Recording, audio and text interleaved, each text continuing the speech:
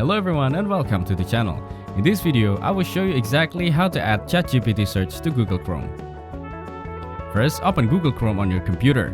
Then, look at the top right corner of your browser and click on the puzzle piece icon, which is for your extensions. Now, click on Manage Extension from the drop-down menu that appears. This will open a new page where you can view all your current extensions. On the left side of this page, find and click Chrome Web Store to go to the store where you can add new extensions. Once you're in the Chrome Web Store, go to the search bar at the top and type Chatgpt search. Press enter to see the result. When the result loads, look for the first option that appears. Click on it to open the extension. Now, click on the button that says Add to Chrome. A pop-up will appear to confirm.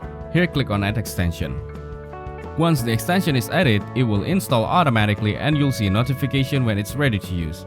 Now open a new tab in Chrome and type something into the search bar. You'll notice the Chatgpt search appear along with your results. Feel free to search for more things to see how it works. Thank you everyone for watching. Hope you get some value. Make sure to like the video, subscribe to our channel and leave a comment down below. See you in the next one.